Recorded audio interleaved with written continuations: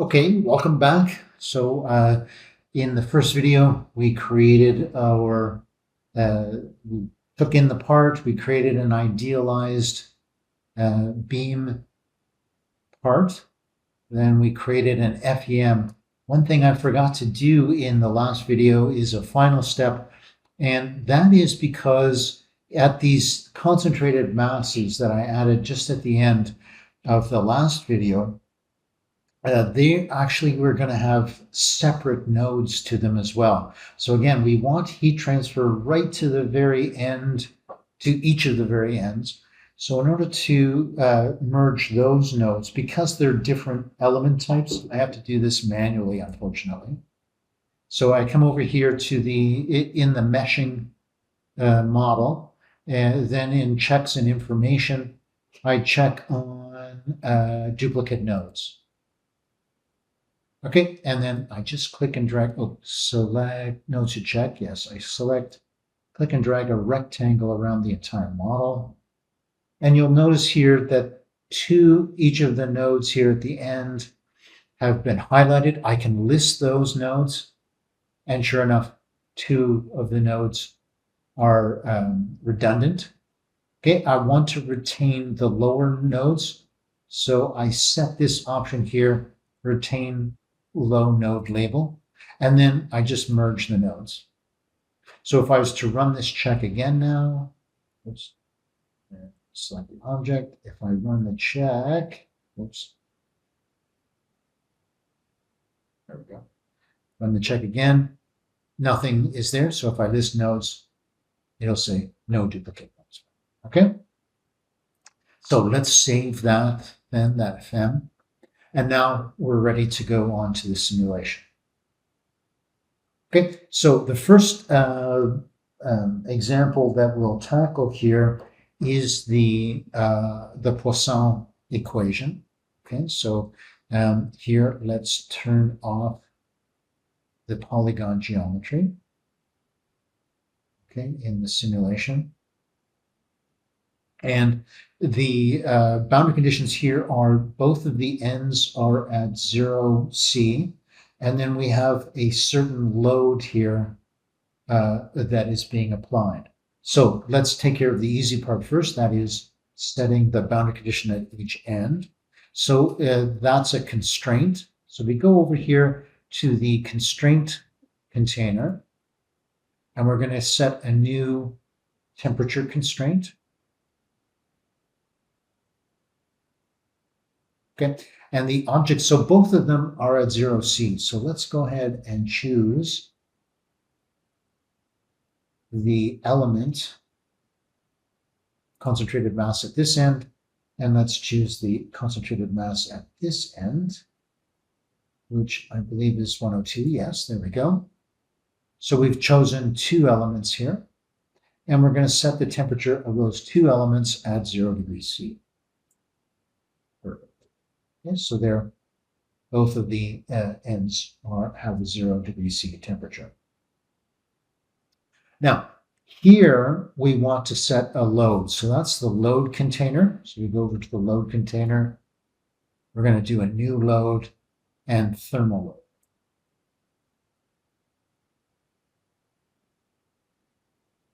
load. Okay, so let's go back to the original problem that we have here. So for the Poissons here, we have this function, which is like so, and that's going to get set to this Q of X over K. So the final formula here, I was to add this, is that the Q, let's make this not n. The Q of X is going to be F of X, and then, but then K.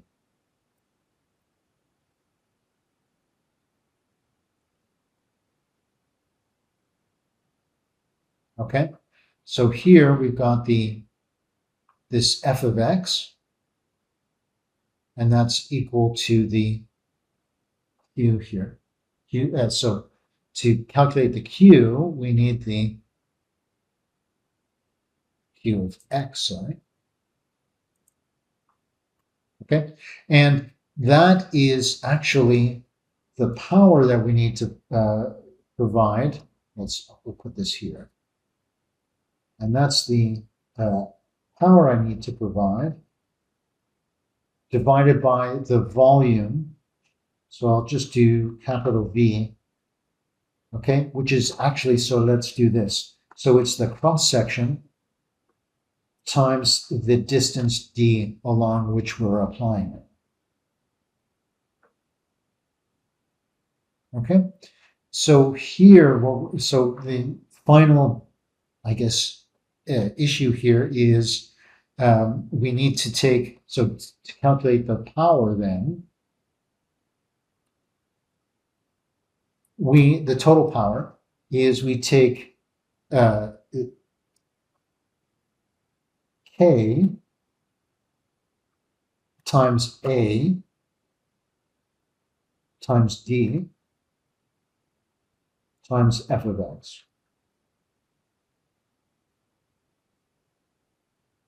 Okay, and because f of x is only 1, the value of 1 here, it's really just K times A times D.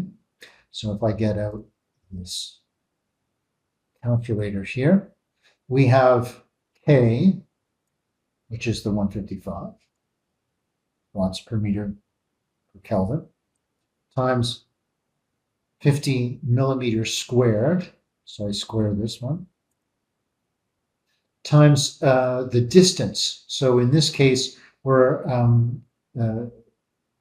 having this from 0.4 to 0.6, so that's times, times 0.2. Okay, so it's a rather small quantity in this case, but that's the value that we want, 0.775 watts.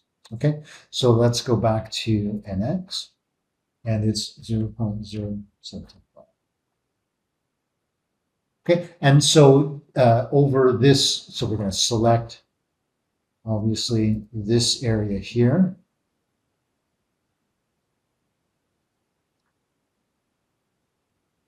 There, that line. And then the elements associated with this line will be selected. Okay, and that's it, really. Okay, so then here in the simulation, so these load containers and so forth, they've been added then to our solution. Okay, so we have this thermal load. Okay, and then here, now we're going to edit the solver, the solution here for solution 1. So let's first of all call this the Poisson example. Is the name of our solution. And if we go up to the solution details here, it is a steady state solution. Okay. There are no initial conditions to worry about. But let's see, results. I think that's all we need to do here. Let's click OK. But there are some parameters. A little bit funny spelling of Poisson. Let's fix that. Sorry.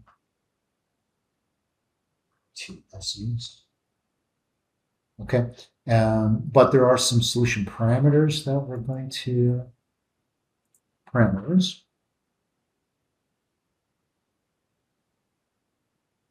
And here, the convergence limit. What we're going to do is specify a heat imbalance of 1%. That is, the heat that we put in here has to be balanced by the heat that it's extracted at both ends.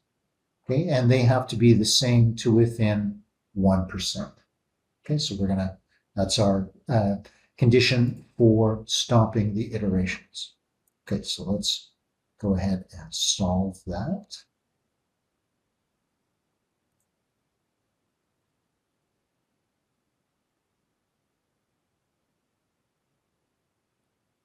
So we have our solution monitor here.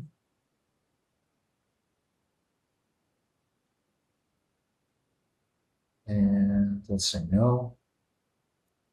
Okay, so let's go in here. And we'll load the results. And in this case, let's look at the temperature.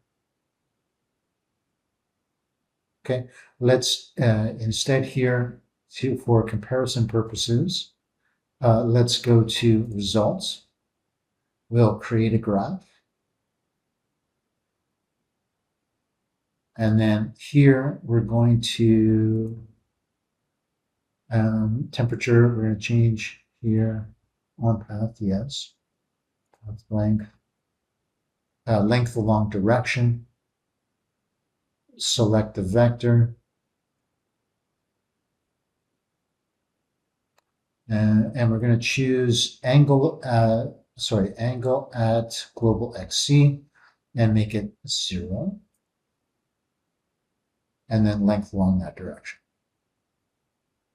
Okay, and then what we do here is we select pretty much all of them, make sure we get this one, and the end. Okay, and then basically we click OK. And then sometimes it's very hard to see this little window that comes up, but yeah, you want to create a new window to take a look at this. And let's move this in. Okay, so that's the Space Systems thermal prediction here, and that agrees quite well, actually, with the solution that we did in class. This is, if you actually do the calculation for x equals 0.5, it's exactly 0.45, which is exactly what we see here in Space Systems thermal. Okay, so that's pretty much correlated. So now what we want to do is the other problem that I mentioned. Here we have this 2-meter beam that we want to analyze. It has an initial condition of -10, and then this left side is at -10, and then we have this amount of heat that we're applying.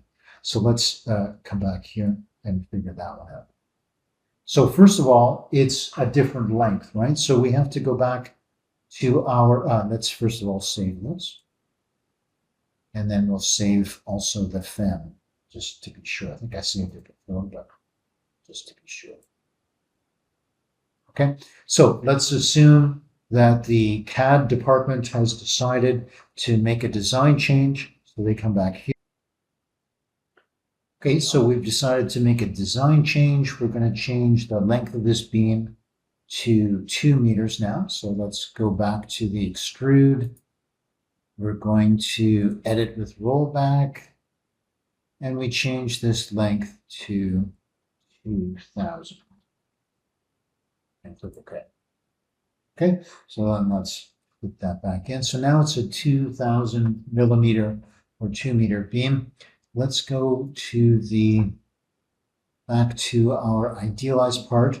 And you should notice on the end here, this point has been there. If you don't, then you should go back to this point where we created it, which is this point here, and edit with rollback. And you should notice that they're both the 2 endpoints. If one of them appears as this as a fixed point, then you need to edit that. So and make sure that it's the line that's chosen here. So if we deselect all, oh, and notice that here we have interpart links turned on. Let me deselect this line for a second, and then come back here and try to select this line here. Now, wait for the 3 dots to come back and make sure that you have the linked body part, not the original beam, like the original beam part. Okay, so they should both be end of the, none should be fixed. Okay, So in that case, then the part should follow this face correctly. Okay. So then we've edited this. I'm sorry, we haven't edited this. It's simply changed as a result of the design change. This is updated. So then we go back to our FEM. Give it a second here. It's going to update. And we'll notice a couple of things. First of all, the 1D mesh is in need of an update. And the other 0D mesh for the new center of mass location has also got to be updated. So if we just click on update, then everything updates, right? The concentrated mass moves to the end, and the beams, let's turn the beam display so that we can see it and apply. So that it's been remeshed. Lovely. And so we're all ready to go. But the one thing, remember, we had to manually check for duplicate nodes, which we'll do now. We'll pull a rectangle around the whole thing. Again, the two duplicate nodes are there. Retain low node labels. Let's list the two. Okay, so there's two that have been listed here. Let's merge those nodes, and away we go. Okay, so now we're ready to do our second simulation. So let's go back to the simulation again. Now, this is going to say, okay, our temperatures are messed up. So what we need to do here is a couple of things. First, let's derive a new solution. And in this case, we're going to do a transient 1D or beam solution.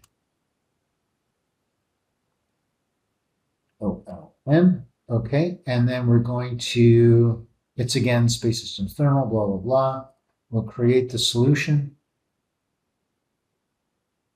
Okay, here it's a transient analysis. And our initial conditions, remember, it's all at a uniform temperature of -10 degrees. Okay, and then our transient setup, remember, so it's using the implicit method. Remember, the implicit method is unconditionally stable for any combination of delta x and delta t. So we'll stick with that here. The end time, we were running this problem typically for 60,000 seconds to allow the solution to converge to the final solution.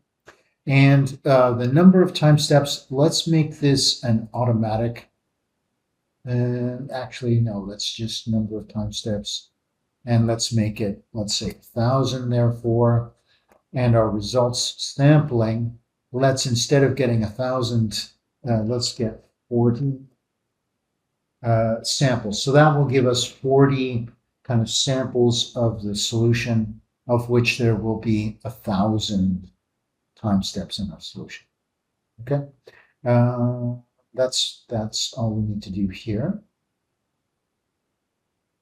Now, this end, remember, was going to be at -10, and this end will have a load.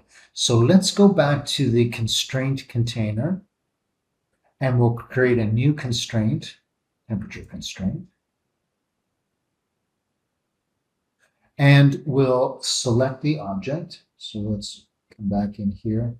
We're going to select not the point, but the element.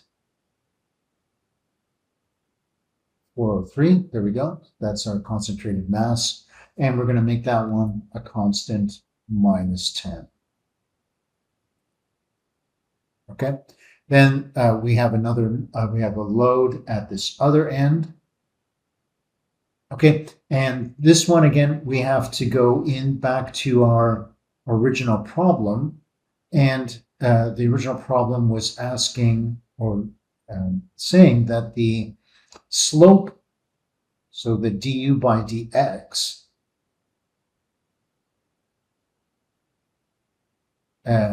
here at the 0, x equals 0 end is -1. So here we need Fourier's, so let's do a bit of calculation here. We need Fourier's law here. So remember that Q divided by, P divided by A is minus K times du by dx.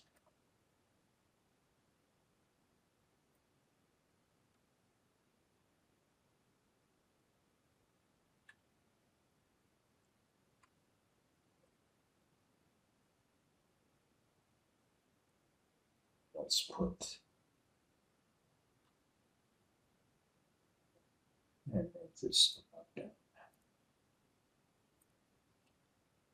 Okay, so to work out this power, we just move the A to the other side. Let's do that here. Okay, and so this is -1, this du by dx from our boundary condition. And so we just need to multiply 155 times the cross-sectional area. So 155 times 0.05 squared. And that gives us a 0.3875 heat load. So going back to NX here, we're going to create a new load, thermal load.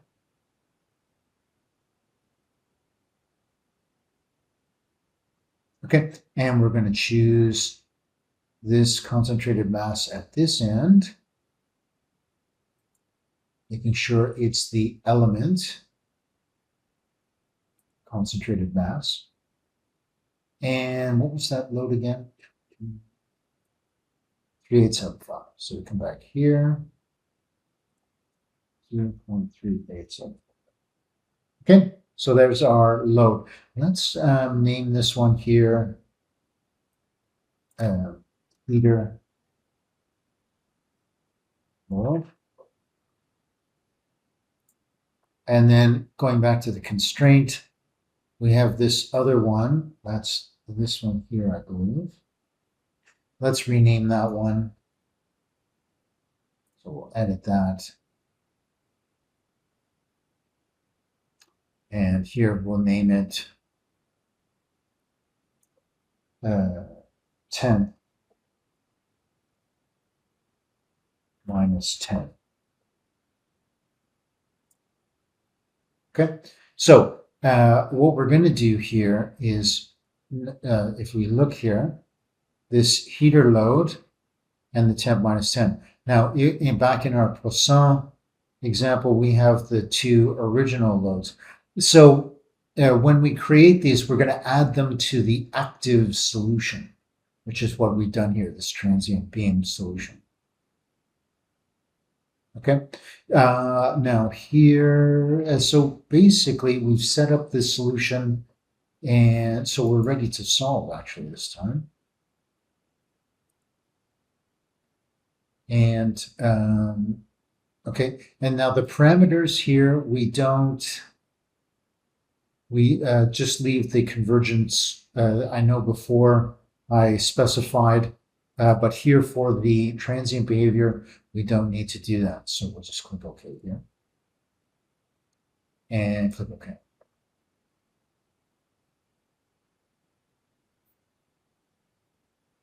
Okay, here we go. So there's the solution monitor. Starts up, and it's going to flick through the time. Boom. Okay, so no. Don't see that. Let's cancel and cancel.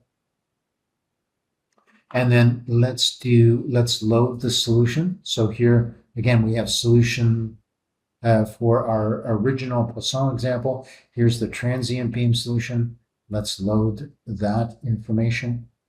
And here we have those from 1 to 40. Okay, let's take a look at the nodal temperatures here. Okay, so there you go. So it's a 2-meter beam, and we're almost at remember the slope is -1. So if we're 2 meters away from this end, it should be -8 by rights, but it's just a little bit shy of that at the 60,000 second. If I go back to our calculated solution here, I skip on down to the 3D plot, and if I come up right to the end here, and in fact, it's basically the same at 60,000 section, -8.15. Okay, so we're like a millikelvin off from the space system's thermal. Okay, all right, so thanks for listening.